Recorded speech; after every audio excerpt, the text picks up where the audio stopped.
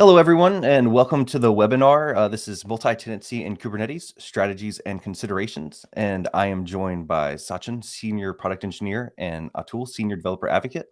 A little bit faster, the names, from InfraCloud Technologies. They'll pop up there in a second. And I'm Mike Peterson, Senior Technical Marketing Engineer at Loft. Got a lot to cover today. Let me go ahead and let our two guests introduce themselves if they would like, and then we've got some stuff to jump into. Yeah, thanks. Yeah. Go ahead, sir. Hi, thanks, Atul. I am Sachin Lobo. I am working as a senior product engineer at InfraCloud. I also work with Loft on their open source project vCluster, as well as the enterprise service offering, which is also called as Loft. Outside of work, I am a techie. I like to be well versed with the current things that are happening in the technology world. I also like to listen to music in my free time. Uh, that's mostly about me. Yeah. And Atul? Great. Hi, everyone. I am Atul, and I work as a senior developer advocate at InfraCloud. I am also a CNCS ambassador, so I'm involved in a lot of activities around cloud native and Kubernetes. Outside of work, you will see me eating out at a restaurant or going on road trips. So that's a quick intro about me. So great to have both of you. Thank you for joining. I'll go ahead and drop off. We'll go ahead and get into some presentation materials. All right. Thanks. Cool.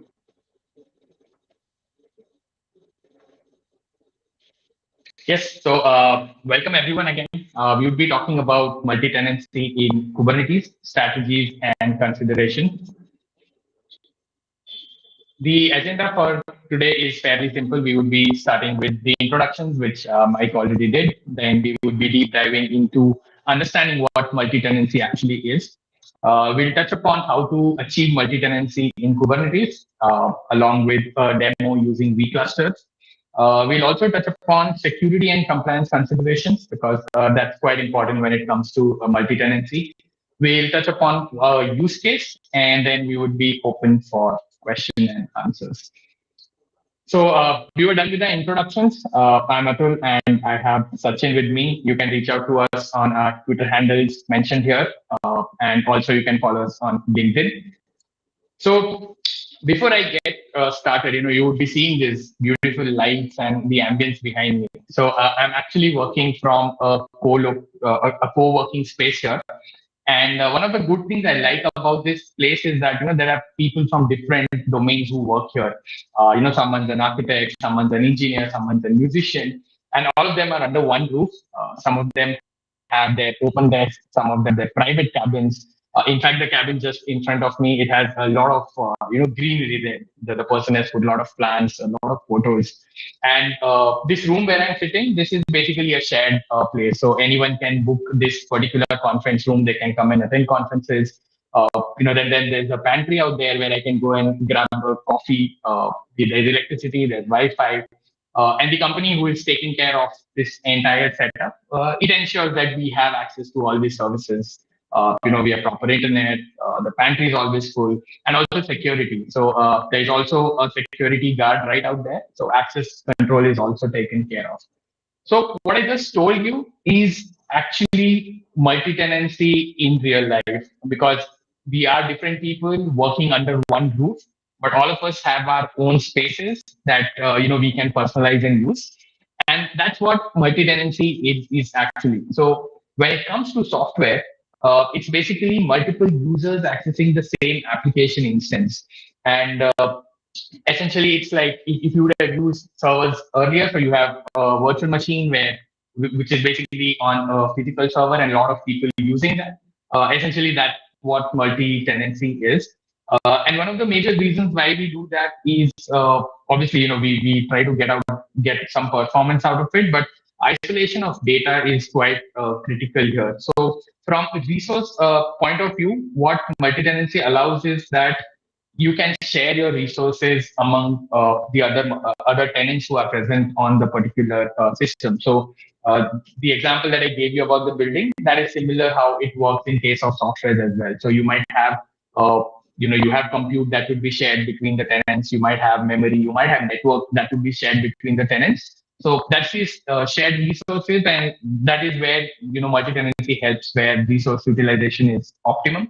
Also, when we are sharing infrastructure and various resources, there is cost involved. So the cost here is quite, comparatively very low, if I can say. So it's cost effective because it actually eliminates the need for a separate, instance for a particular customer. So, for instance, if you have a customer who needs a dedicated space, now in case of multi-tenancy, that same dedicated space can be utilized by multiple customers. So in that case, it's cost effective for the customers as well, and for you as a provider as well, because it comes in with economies of scale, to say about.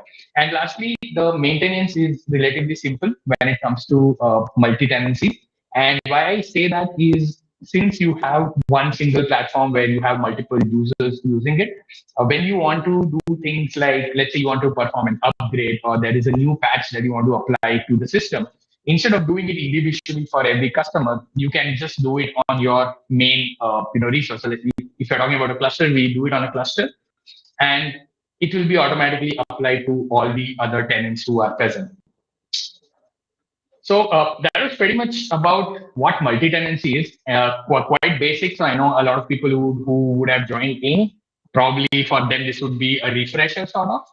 And multi-tenancy, like I said, it's quite popular, and for various reasons, like you mentioned, resource utilization, cost, as well as maintenance. There are a lot of industries, different industries and domains that make use of multi-tenancy. So a few of them, what I mentioned here. So basically, the SaaS software providers. So for example, all of us use email. So we have Gmail, we have Outlook, and other email providers. So that is basically essentially a good example of multi-tenancy for SaaS providers, because all of us have our individual mailboxes, which is isolated from the other person, so we cannot see what the other person is seeing in their mailbox. But essentially, all of this is running on a shared infrastructure. So I'm using the compute, I'm using memory, I'm using the network, everything from a shared resource, while I have my own mailbox. So SaaS companies are a great example of multi-tenancy. We can also look at multi-tenancy from a retail point of view as well. So you would have come across a lot of retail stores present in different geographical locations. So what happens is that in such situations, the individual store gets their own instance where they can do their day-to-day tasks related to their store. As well as they get access to the shared resources, so they can do things like inventory management. So they can check the inventory at the entire geography level. They have access to the CRM. So this is a simple example when it comes to retail. Obviously, this would be tailor made for different institutions, different retail stores, depending on their use case. And lastly, large enterprises that have multiple domains, it multi-tenancy suits them as well. So if you see, most of the companies today have different functions within the company itself. So barring the technical team. So when you have your tech team, you will have your development team, you have your testing team, your DevOps, admin, etc., etc. But even outside of your tech team, you will have marketing, you will have legal, you will have finance, so on and so forth. So for each of these teams, it's always better to give them an instance, a separate instance, which is isolated from the other one, rather than giving them a dedicated cluster. Because again, we did go through the benefits. So these were a few use cases where multi-tenancy can be used, which you can see. Uh, Talking about Kubernetes, especially because Kubernetes today powers most of the internet. I won't be wrong in saying that it is dubbed as the operating system for the cloud. So when it comes to Kubernetes, there are two broad categories of multi-tenancy. One is hard multi-tenancy, the other one is soft multi-tenancy. And the whole idea between the multi-tenancy types is the isolation. So the hard multi-tenancy provides you a very good level of isolation. So that's where you have your dedicated space. Nobody else is sitting on that space. Nobody can see what's happening. You control everything. So that is what hard multi-tenancy means.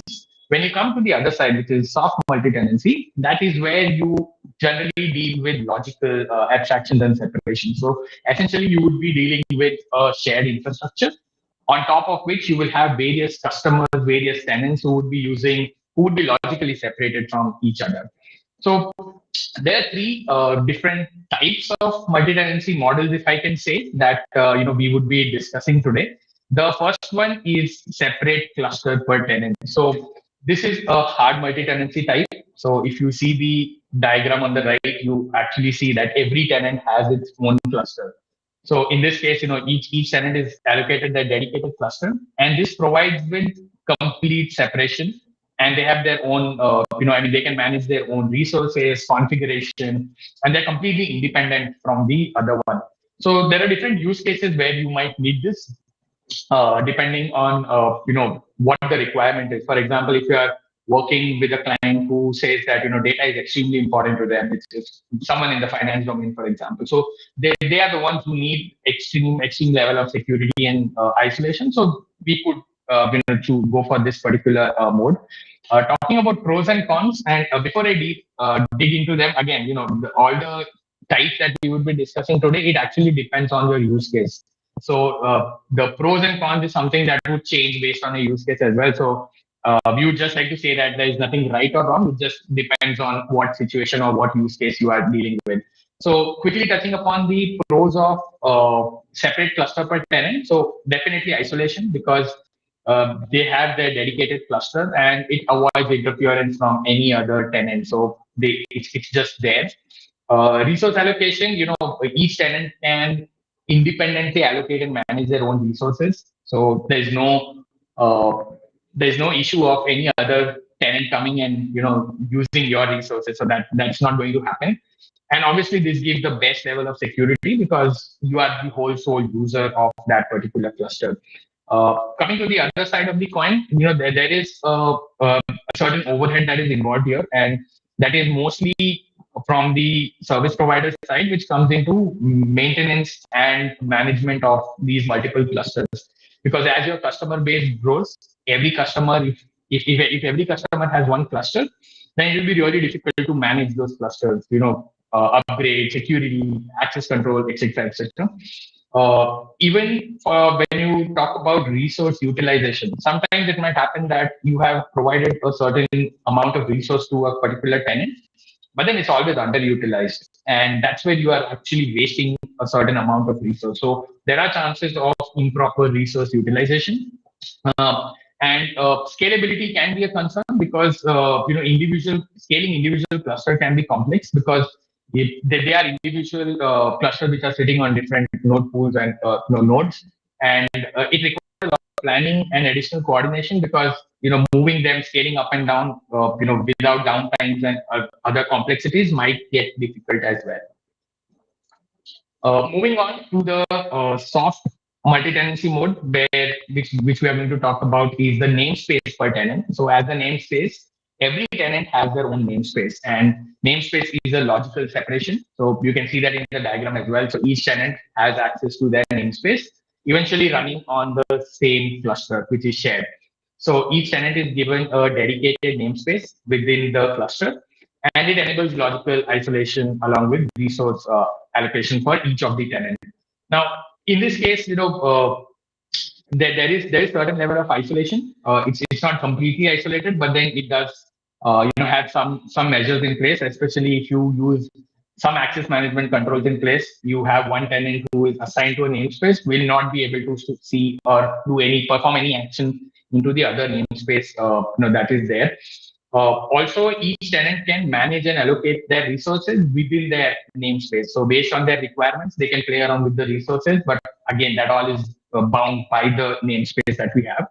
And talking about efficiency, resource utilization is optimized because the resources are shared. So the problem of underutilization of resources that can be avoided in this case because everything is shared and you can manage how the resources are shared between different namespaces. Uh, Flipping on the other side of the coin, there are namespace level limitations that come into picture. Especially there are namespace level resource quotas and limits, and you need to manage them in a way that you are not affecting the other namespaces or the other logical abstractions on your cluster. So that is where you need some sort of planning. You might have some sort of complexity there as well. Second is, obviously security. Now, because you have all the tenants sitting on the same cluster and they're just logically separated, security is a big concern here. So in case you don't have proper access control mechanisms in place or proper access policies, then it will become really difficult. Security will be a challenge here. There would be threat that, one tenant can actually see and access what's happening with the other tenant. And lastly, there would be some degree of complexity. Again, because it's not like running one namespace on a single cluster on my laptop. We are talking about scale. We are talking about a lot of tenants. So if you have a Kubernetes cluster and you have, let's say, hundreds of namespaces, managing the namespaces itself is a task. So that is an additional level of complexity that is added into this. But again, it gives you the flexibility. There is sharing of resources. There is some degree of isolation. So it makes good sense to use this in some use cases. The next one, what we are going to talk about is the virtual cluster per tenant. So virtual cluster essentially are fully working Kubernetes clusters that run on another Kubernetes cluster. So I have a cluster on cluster concept. It is similar to, like, you can imagine a virtual machine running on a bare metal server. So similar to that, I have a Kubernetes cluster and I have a virtual cluster that is running on top of it. So virtual clusters basically reuse the worker nodes that is present for the host controller, and they also utilize the networking from the host controller. So host cluster, sorry. So on the host, you have a virtual cluster, and it actually reuses the worker nodes, the network as well. And every virtual cluster has their own control plane. And because of that, what they do is all the workloads that are scheduled are done on a single namespace, which is present on the host cluster.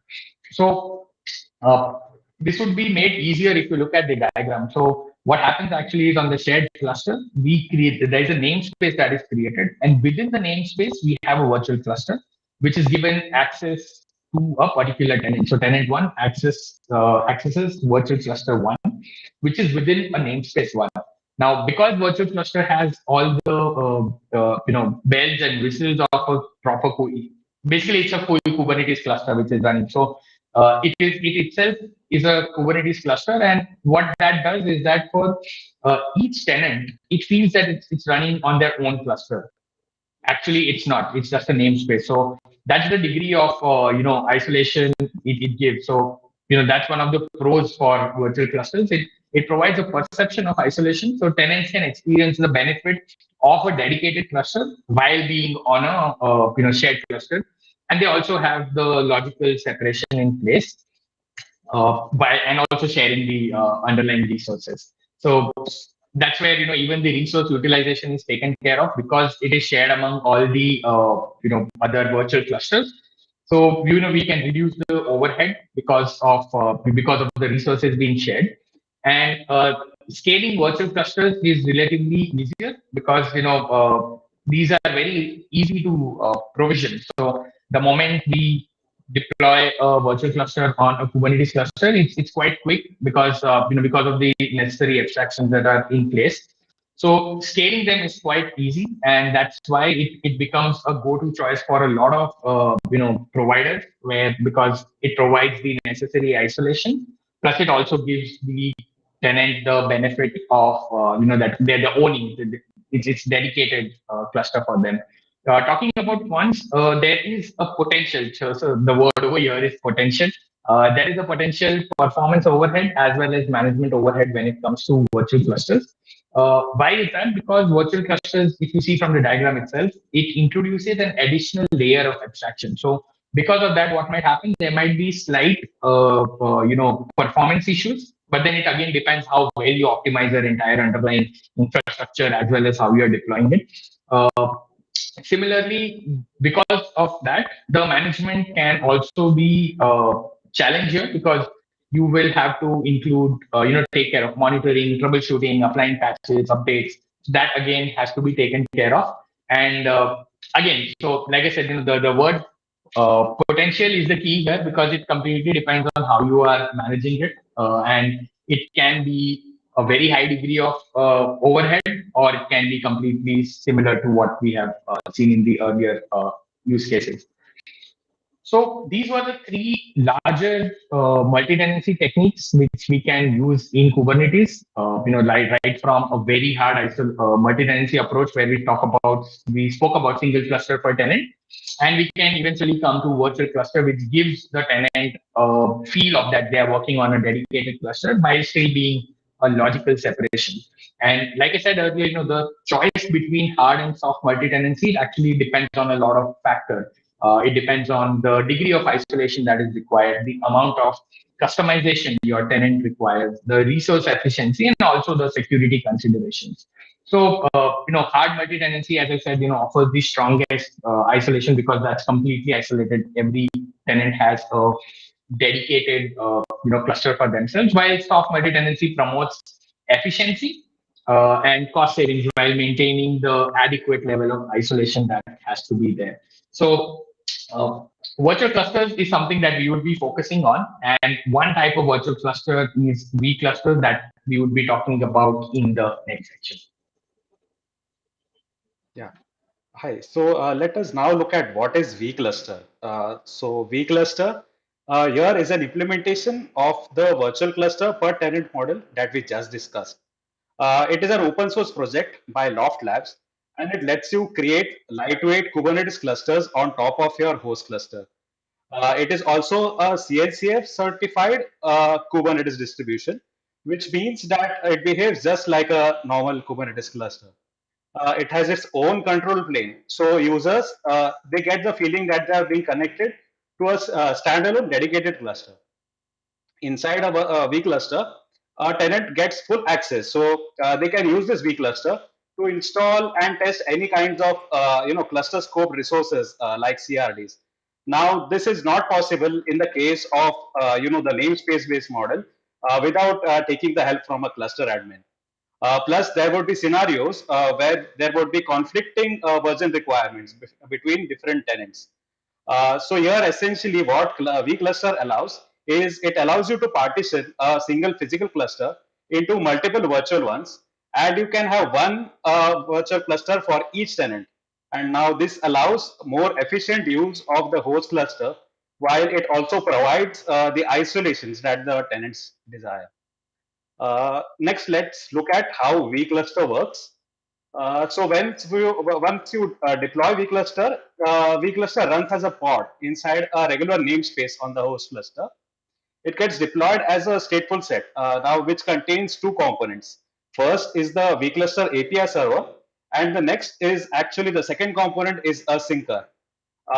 Whenever the user interacts with the vCluster API, uh, using the vCluster service for default, it is actually it is by using a vCluster service which is created on the host namespace itself. It is a regular Kubernetes service, so users can actually interact with it just like any other Kubernetes service, and it can also be exposed using an ingress or a load balancer. What we see in this diagram here is how things would look like when we have two vClusters created. User requests usually reaching the vCluster control plane. The vCluster control planes are the blue boxes that are marked in blue in the bottom left and right corners. So once a request comes to this control plane, the API server, the vCluster API server, would actually persist these resources in its own data store. The controller manager of the vCluster now, what it will do, it will create all those child resources for this particular request. In our case, it could be a deployment which will create a replica set, which in turn would create the desired number of pods. The syncer would actually be watching for these particular events, and it would only sync the lower level resources. In our case, those would be the pods and the services. You will see that when the syncer syncs down the resources, it uses a very specific naming convention and it translates the names when it does from the virtual cluster to the host cluster. The format being used here is from it is basically of this format. Like it starts with the resource name, then it has the vCluster namespace in between, and finally it has the vCluster name as the suffix. So this actually helps us to prevent naming conflicts arising when we have similarly named resources in two different namespace on the virtual cluster. Next, let us see what are the advantages of using vClusters.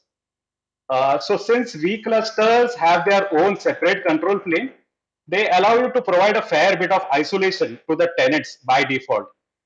You can use other isolation modes at the network level or at the workload level to configure this even further as per the tenant's requirements. As vClusters allow you to partition your host clusters into multiple virtual clusters, it helps in achieving the reduction in overall costs for managing the clusters. This also allows you to manage all the installed virtual clusters from a single place, thereby reducing the overall management overhead. vClusters also allow you to sync certain resources from the host cluster to the vClusters. For example, you can have something like an ingress controller that has been installed in the host, and you can have this synced into all the each of the virtual clusters. So you just need to install it once on the host clusters, and your tenants just use the ingress rules to define the CRs, the custom resources, to define their specific rules. Finally, you can also assign resource quotas and limit ranges for each virtual cluster namespace that is totally independent. Now, this allows you to control and manage tenant resources usage and ensures that you have a fair usage of the host cluster resources. Let us now look at certain specific features that vCluster provides. The first one is basically the pause resume. What essentially it does is it will scale down the vCluster stateful set as well as any workloads like deployments and replica sets that are running in the vCluster. So your vCluster will no longer be consuming any resources at all during this time. Once you resume the vCluster, it will scale up the replica sets to the previous state. So all your workloads are back. You can choose to apply certain init manifest. For example, certain KTS manifest by default whenever you are creating a virtual cluster. Now, this is useful for users looking to configure certain internal vCluster resources. You can configure the vCluster to run in rootless mode. So this is useful in scenarios where the policies on the host clusters, they do not allow running containers with root users, or maybe you want to run them in the rootless mode by default. vClusters also support the plugin model. So you can create your own plugins to extend the capabilities of vCluster and make it more suitable for your custom use case scenario. And finally, by default, when we create a vCluster, it uses the K3s distro by default. But vCluster also has support for K0s, K8s, and EKS. And you can actually configure them when you are creating the virtual cluster by using the distro flag. Next, let us look at a short demo of how vCluster helps us in achieving multi-tenancy.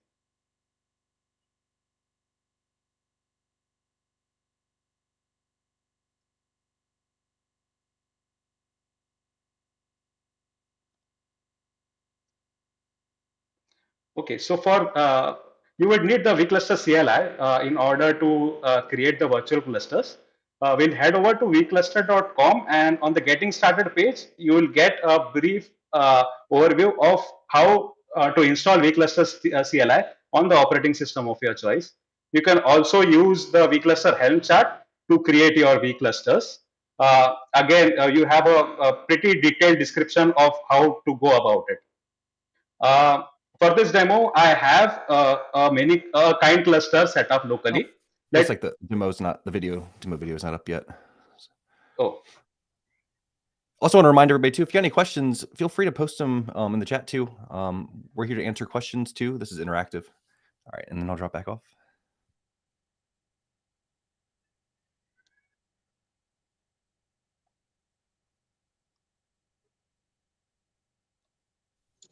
just let me know. Yeah, just let me know when the video is up. Yeah, it's playing, Sachin. You can go ahead.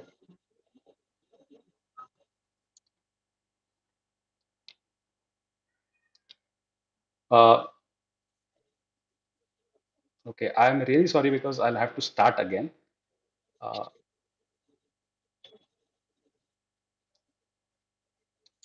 So we'll head over to vcluster.com, and the getting started page is going to show us.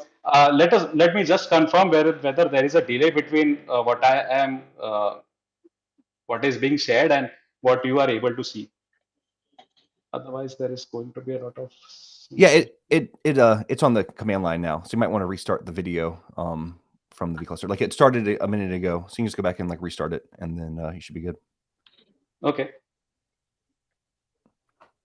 There's live demos, live webinars. Right. All right, now I think it's going to the beginning. I think it's Yes. now it's vcluster.com. Yep, you're on the vCluster site.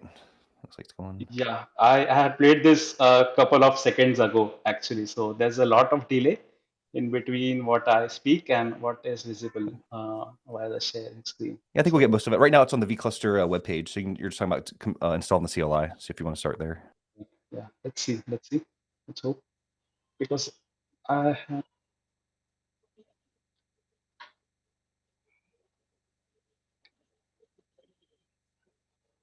let it come back to the main start screen, and from there maybe I can continue.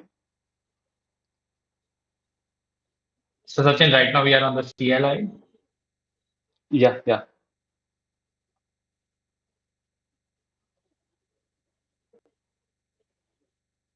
Actually, I have the video paused yet, but I can see that you guys are still able to see the terminal. I'm Yes, really not because what's no, happening. it's So no, it's completely fine. So we are playing the video. We'll just go at the start. You can just pitch it. okay, great. Yeah. Okay, so I'll basically start from the the vCluster page. Specifically, we will head on to the vCluster page over here, and we click on getting started. Uh, this will basically detail us on the steps that we require to install vCluster CLI. At the same time, we also have vCluster, the help chart using which we can actually create any vClusters that we require. So again, this is a very description that you will find here, or how to go about it. For this demo, I have a locally running kind cluster, and uh, let's check out the CLI. The current version that we are running is 0.15.2. For this demo, we actually will go ahead with two customers, basically Acme Corporation and Wayne Enterprises. On the left hand pane, we will see that how we create a virtual cluster. As you can see, I have just run the vcluster create command with update current equals to false. What it is going to do is it is going to create a virtual cluster, but it is not going to update the currently running context. So it is going to write the context for this particular vcluster back to the currently working directory. Uh, and we will be using this particular context to connect to this particular virtual cluster. We'll use this to list the currently running namespaces. As you can see, we have only 4 namespaces in the virtual cluster. But when I go to the host, I can see 2 additional ones that are being deployed on the host. Okay, we will go back to the terminal, and we will go to the Wayne customer. Here we will create a particular virtual cluster for Wayne, but we will select the distro to be K0S.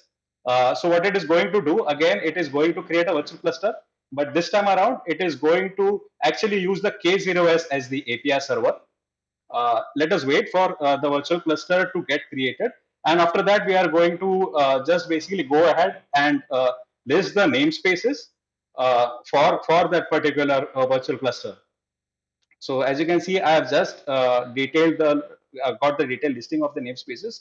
Here we have a different set of namespaces specific for the K0S cluster. Let's just now go ahead and create a namespaces for the web for the particular application that we are going to create.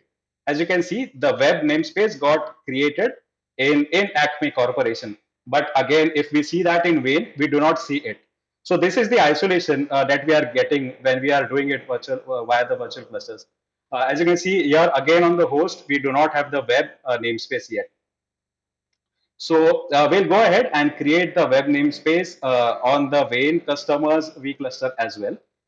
Uh, Going back to Acme, what we will do is we will take Nginx deployment as a SaaS application for this particular customer.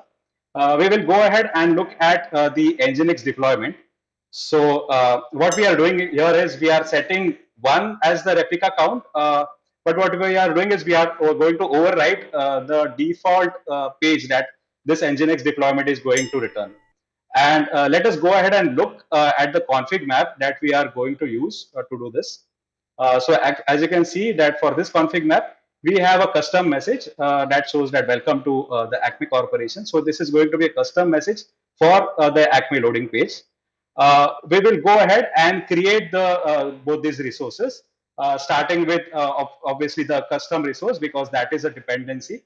Once that is created, we will go ahead and create the Nginx deployment in our case. So we will wait for that as the resource has been created.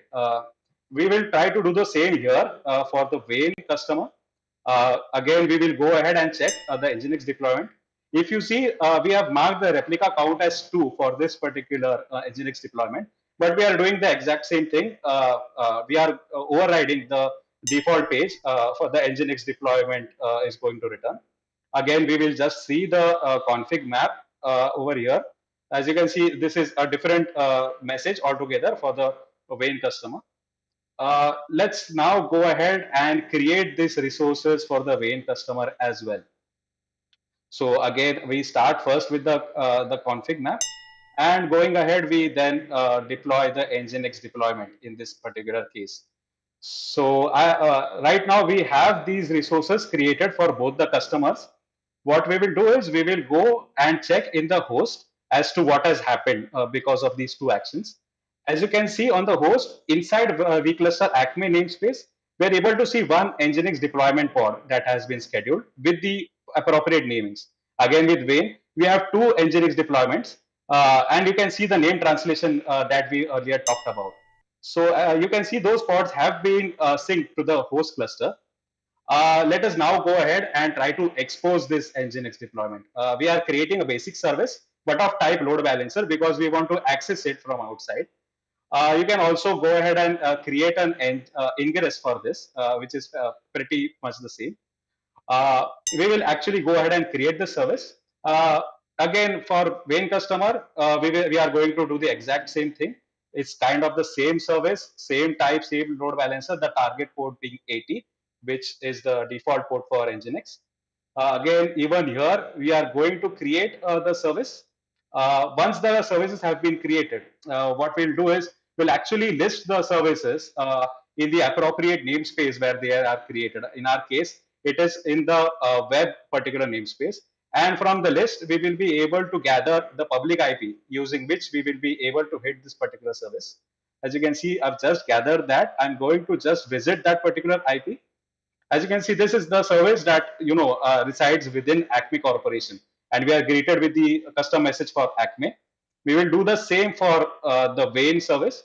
So we'll just list the services in the web namespace, and here we have a different public IP for the service for Wayne. If we go ahead and visit that particular IP, you can see a different custom message for Wayne Enterprises. So as you can see, this is kind of, we have different services for different customers, and each of them are being able to manage them on their own. You can also see these services are also being synced to the host cluster with the appropriate name translation.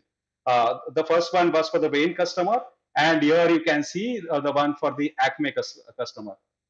While we are at it, what we'll do is we will also have a look at the pause resume feature of vCluster. So we'll go to vCluster Wayne namespace. Here you can see the two pods for Nginx deployment running. Now we'll go to the Wayne customer. This is by default on the host. If we list the vClusters, you can see both the vClusters running. Even the Wayne one is marked as running. We will go ahead and pause this particular Wayne virtual cluster and just try. It will scale down all the both the stateful set for the vCluster as well as the any workloads that were running inside it. If we list the vClusters now, you will see that it is marked as paused. So right now what has happened is all the particular workloads have been scaled down to 0. We will go ahead and resume Wayne back to normal.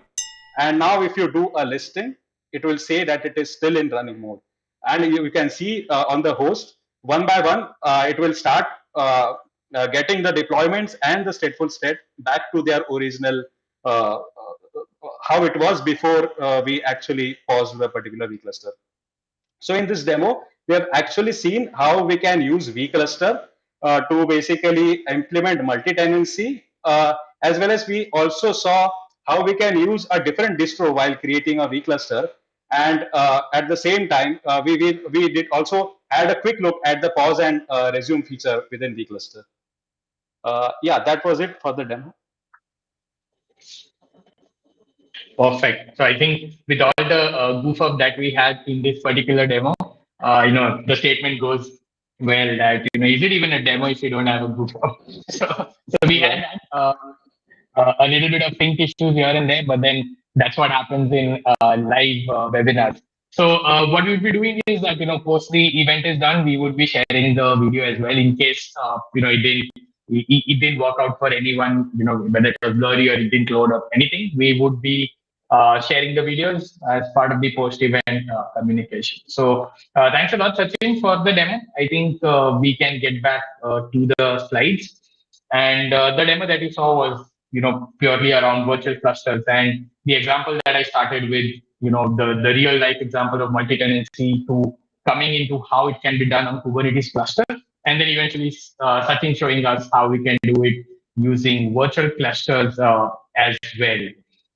So one of the larger concerns when it comes to multi-tenancy is obviously security and isolation, because while you are trying to reduce the costs and improve the operational capabilities, what is essentially happening is that the isolation between the customers or your tenants is not that great. So in such cases, security and compliance is a major concern. So what I've done here is I have listed a few hardening measures that one can focus on. And the inspiration for these hardening measures is from the Kubernetes hardening guide, which is published by the NIA's NIA's cyber security wing. So they actually put out this guide for the federal, state, as well as any other organization who are using Kubernetes, and they have listed out pretty nicely on the various measures that you should, take when you are talking about multi-tenancy. So if you are interested, do Google and go ahead and look for that document. I'm sure you will learn quite a lot from that. So touching upon some important aspects from that particular document, Kubernetes pod security is something which is extremely critical when you are running workloads in a multi-tenant setup. So you need to ensure that you are using proper access mechanisms in place. So you restrict the access and make sure that the containers that are used to build the applications or run the workloads are running as non-root. So you need to disable the root access by default. And whenever possible, you try to run the containers with immutable file systems, because that's how you are going to ensure that your pod or whatever workload is there, that is secured. And also along with you utilize the various security features that Kubernetes provides out of the box. Things like RBAC. We'll talk about it in the other section as well. Also the next step when it comes for from a security point of view, it's more on the network side as well. Because what happens is when in a multi-tenant setup, you have a lot of workloads, a lot of clusters, namespaces, and a lot of network between them. So there's a lot of communication, a lot of traffic that's going on between all of these systems. So first and foremost, have a firewall. Make sure your entire system sits behind a firewall. So that's the first grade of security that you want to have in place. Secondly, what you also need to do is you need to ensure that the communication between all these pods is actually encrypted. So go ahead and implement MPLS for all the parts that are present. So you know that there is no middleman attacks that can be done, because your entire traffic is actually encrypted. And also limit the access to underlying Kubernetes resources or objects. For example, you don't want anyone to access your HCD deployments which is present there. So make sure that these are some measures that you take place that you actually deploy when it comes to networking part of it. Obviously, we cannot not discuss authentication and authorization. because that's the heart of multi-tenancy. You need to ensure you have a solid, a robust authentication and authorization mechanism in place. And Kubernetes out of the box, it gives you RBAC policies. So you define the roles, you define the permissions, you define the groups, and you define the people, the services, the accounts that are supposed to be accessing your workloads. You give them permission and then ensure that you are implementing the RBAC policies correctly. However, with the trend moving to a different direction, we are going towards the least privileged access, which we often call as zero trust. So zero trust is something which you can also implement in your cluster as a hardening measure, because the principle behind zero trust is trust no one. So there is no implicit access given to anyone. They request for access for whatever they want, and then the access is provided. So RBAC is a good place to start, but then zero trust is what you can probably build upon and have a robust, secure authentication and authorization in place. And lastly, when you have all of these things in place, what you also need is some sort of observability and monitoring in place. So, due to time constraints, we didn't actually, touch upon a lot on the observability and monitoring part. But then that is very essential in multi-tenant setup, because you have a lot of tenants, a lot of namespaces, a lot of clusters that have been spread around, and that's where you need to ensure that you have visibility into everything. So, one important thing is you need to enable logging. You need to have proper logs for your infrastructure. And when I say logs, it's not only the application logs. You need to ensure that you have access logs, you have network logs, you have all sorts of security logs that are present. So make sure you have a thorough logging system in place. And with that, what you also need to ensure is that you persist the log for a particular time, because when you are working at scale, when you are working with enterprises, when you're working with different customers, there are a lot of compliance requirements that comes in between, and for compliance reasons there are different requirements that you need to persist your logs for x number of days or for x number of years as well. So talking about compliance, let us move into the compliance considerations that is required. So, compliance is required for any organization that's working, irrespective of the industry, because when you adhere to certain rules, regulation, and compliances, what you essentially do is that you not only have your systems in place, which is following a particular guideline, which is safe, but in a way you also build trust among your customers. And I think that is very important for any business. You want your customers to trust you, and that is where, when you follow these compliances, when you follow these requirements, you build a certain amount of trust with your customers as well as stakeholders. So and it also helps you demonstrate a certain level of commitment in maintaining a secure and reliable Kubernetes environment that you're giving them. It's as simple as, let's say, if you're going on a shopping site and you want to use your credit card, you would be more easy or willing to use it on a site which is PCI DSS compliant versus using it on a site which is not. So that's where compliance comes in. So from a Kubernetes standpoint of view, there is a Kubernetes Center for Internet Security, which is CIS benchmarks. So this group basically publishes a list of good practices and industry requirements for especially from the network side, as well as the entire Kubernetes side as well. So what you can do is you can implement the recommendations which are provided by the Kubernetes CIS benchmarks. So that should be a stepping stone.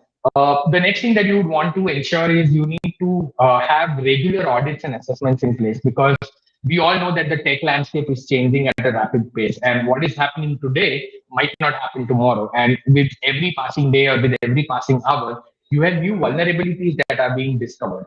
So that is why you need to ensure that you are actually regularly auditing your entire infrastructure, identifying if your systems are still in line with the latest good practices or the latest standards. And if there is any gap, you identify the gap and try to fill that. We spoke about role-based access control, because access is the main thing, because obviously multi-tenancy, so you want to ensure that only those people who require access to perform an action, only they have access to that particular resource. So RBAC is your go-to tool that you can use. Next, you need to ensure that all the containers that is being used, either by your customers, or if you are a SaaS provider and if you are giving an offering, make sure that all these images are actually signed and encrypted from a reliable source, so that what what this does is that it gives you a guarantee that the images that you are using is actually verified and there are no loopholes, there are no vulnerabilities in that. So in such cases, what will happen is that when you deploy a an image which is signed and approved, you are secured in a way that there is no breach that is going to happen. Versus deploying container images from an untrusted source. Uh, we also focus on we emphasize on logging and monitoring as well. The requirements of it, you need to ensure that you have complete visibility into your infrastructure, into your application, and get the logs, monitor it, and eventually, what you also need to do is you need to have a good incident response mechanism in place as well as recovery. So when your logging or a monitoring system actually alerts you of some service disruption or some issue, you need to have a plan in place, which basically is trying to address this particular issue that is being raised. And then you have a mechanism to mitigate that particular issue. So an incident response and recovery mechanism is also required for compliance. So these were just a few handful of things which you can implement to ensure that your compliance requirements are done. And obviously, there are a lot of other things that you need to do, that you can perform. But these are the stepping stones that you can take care of. So lastly, what we'll do is, over the last 1 hour or so, we discussed about multi-tenancy in Kubernetes, all the various types. We had a demo on vCluster. But then it's important to understand, learn from a real life example of what a multi-tenant cluster actually does. So what we are going to do is we are going to look at the case study of Atlan. And if you have been familiar to these webinars, this was a use case which was discussed in a few webinars prior to this one. And the source for this is the Loft website, so you can go there and have a look at the use case as well. So this Atlan basically is a company which is building teams for database companies which deal with a lot of data. And they have customers which are from various domains. They have customers from finance domain. They have customers from healthcare domain. And for all such domains, it is very critical to safeguard their data. Their data cannot be compromised in any manner. So that's the core of it. So security and isolation was a key for Atlan. And initially, when they started out, what they did was they went ahead with a hard multi-tenancy setup. So in this case, what they were doing was they were setting up one EKS cluster for every customer. Every tenant they had a separate EKS cluster for them. And as we saw in the earlier section, a separate cluster provides the highest level of security and isolation. So because each customer got it, they were completely isolated from the other person. The data was secured. They had complete autonomy of the resources that could be done. So there was total privacy and isolation that was present.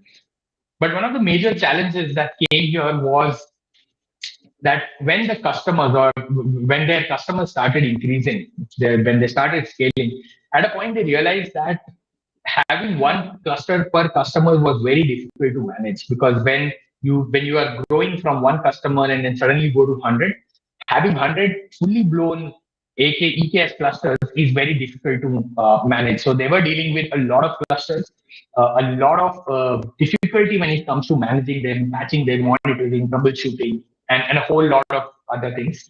And what it was also doing was it was increasing their operational costs, because for every cluster, if I remember correctly, they were actually paying AWS about $1,000 a month and upwards, and that's very expensive. So as the number of customers increased, it was also affecting the cost. So that's when Atom, was searching for a solution that could give them the same degree of isolation, the same degree of security that an individual cluster provides, but something which was more scalable, more easy to manage, and also cost effective.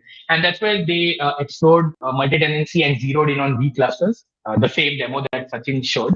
So what they did over here was they dedicated one virtual cluster per customer. So instead of giving them a dedicated, fully blown EKS cluster, they gave them one virtual cluster per customer. So with that, they were able to give them the required amount of isolation, the separation, the security that was required. So that checkbox was ticked.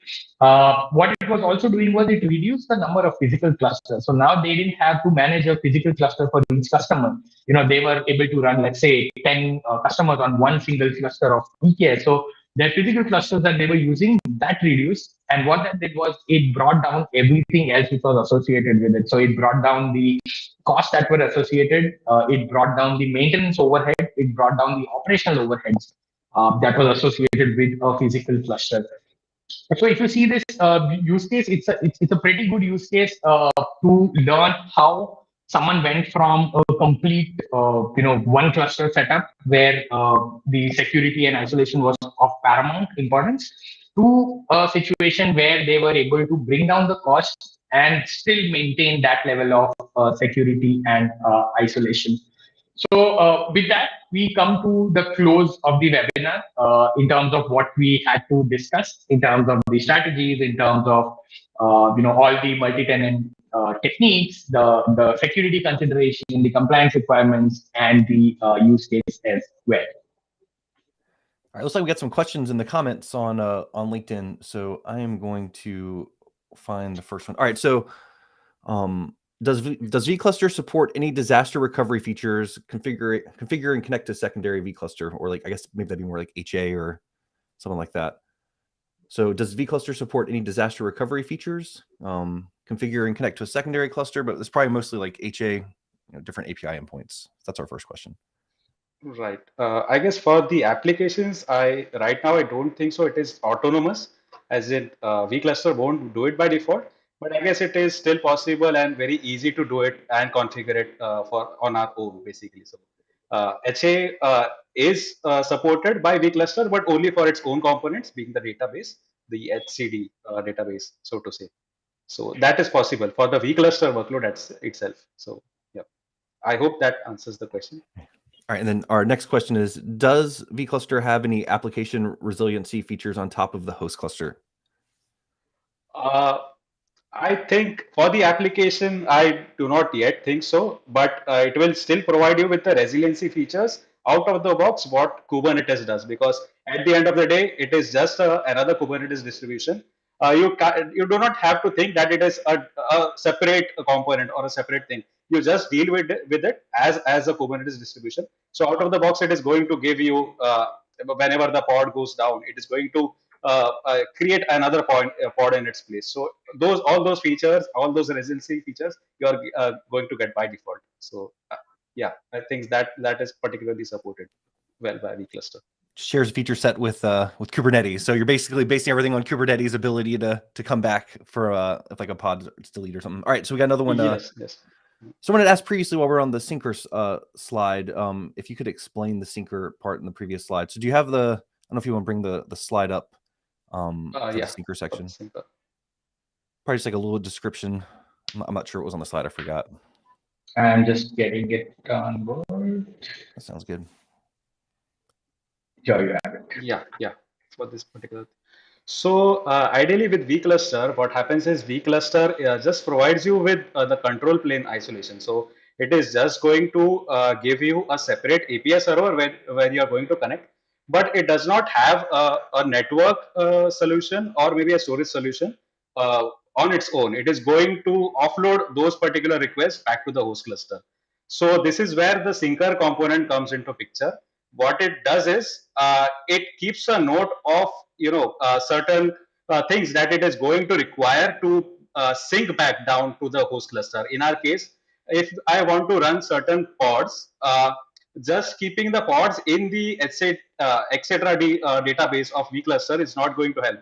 It is going to need to sync them back to the host cluster, where then the host cluster scheduler will come in picture. It is going to then go ahead and schedule those pods so that they start running. And what the syncer is also going to do is it will sync the status back to the vCluster. So this is kind of syncer will be doing a two-way communication between the host cluster as well as the vCluster namespace.